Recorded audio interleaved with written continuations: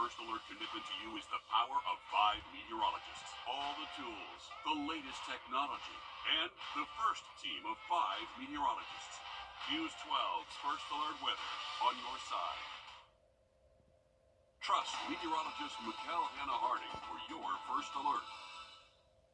Thanks for watching News 12 on your side. Barker's Kitchen is my new daily coffee stop. Gourmet beans are freshly ground for every cup. Get your own cup of great tasting, freshly brewed coffee at Parker's Kitchen. Live from Augusta.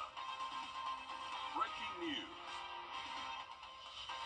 And we do start first at 4 with breaking news. Good afternoon, I'm Courtney Hicks. One man is being sent to the hospital after a building collapsed this afternoon. It happened on the 200 block of Vancouver Road. That's the same neighborhood behind Nancy Carson Library. With that, let's bring in your Hallie Turner, who is live on the scene.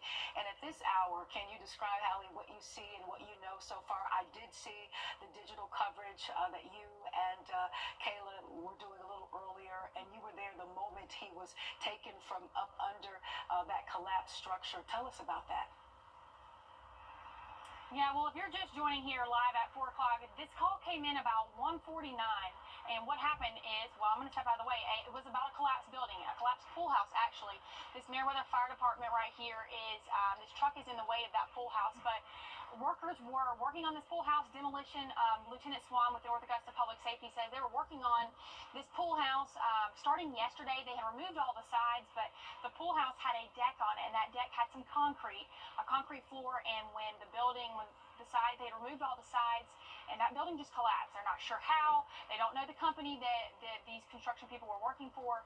They're not even releasing the man's name. They just know that it collapsed and that he is okay. It took them a while to get him out from up under that structure, Courtney. I mean, I've been out here since right at 2:15, and it is a little bit warm out here, but these fire crews, I mean, you're really able to see everyone come together for one purpose today, and that's what Lieutenant Swan talked about. You had Meriwether Fire Department out here. You had the Aiken County Sheriff's Office, Belvedere Fire Rescue, North Augusta Public Safety. You had Augusta Fire Department, Augusta Fire and Rescue, SRS Extraction. We saw the Jaws of Life come out. I mean, we saw a lot of stuff. And another thing that they did was, while trying to get him out from up under this structure, they used cribbing bags to raise up that rubble, like inflatable pillows. They were able to raise that up until they reached him. It took a little bit, but he was responsive. Everyone had to stay really quiet out here just so they could hear his voice, kind of hear where he was at. These bags were used from multiple departments. So again, we had more than 5 departments out here all responding at one time.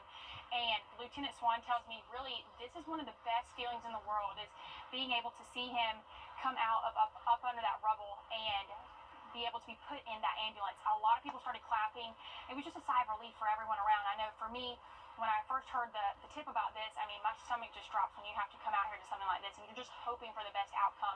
But I will say, as soon as the cameras cut off after our interview with Lieutenant Swan, we saw that helicopter leave from Triangle Plaza in North Augusta. That's over there by the Papa John's, and it was able to come right across over us, and it's on its way to MCG. So, again, it was a 24-year-old black male, and they're not releasing his name, but we are just all so grateful and thankful that he was able to walk away from this today. Yeah, Hallie, you say when you got on scene, things were just getting underway, and they were still under rescue. Talk a little bit about the anxiety. You said it was very quiet. I was able to hear all the cheers, so at that point I assumed things were headed in the right direction. But talk about that anxiety and the stillness when they were trying to get him from under the collapsed house there. Well, the thing is, everyone wanted to know, is he breathing? Is he alive? Is he moving? And when you're up under a concrete floor, you know, you can't do that. We didn't know that he was up under a concrete floor at that time. We just knew that the building had collapsed, and we were all here just waiting and praying and hoping that he was going to be brought out. But there was a lot of anxiety out here. I mean, as you can imagine, this wouldn't have happened today without all of these crews coming together. And Lieutenant Swan says that's what they trained for, but they called in for backup right away. They knew that this wasn't going to be a one-department job. They were going to need all hands on deck, and that's what you saw. You saw a community from surrounding areas across the two-state come together. And at the end of the day, that's what it's all about. Teamwork makes the dream work. And you saw a man be able to get put on a stretcher, put into an ambulance, and he's going to be taken care of. And we hope that he makes a full recovery. But, I mean, it's just awesome. It's refreshing to see our community come together in times like this. Let me commend you and Kayla on great coverage on air and on the digital side of things. Again, we hope for the best in recovery for that victim there, and I'm sure you'll keep us posted on his condition. Thank you so much. We appreciate you this afternoon. All right, taking a live look at Beach Island this afternoon as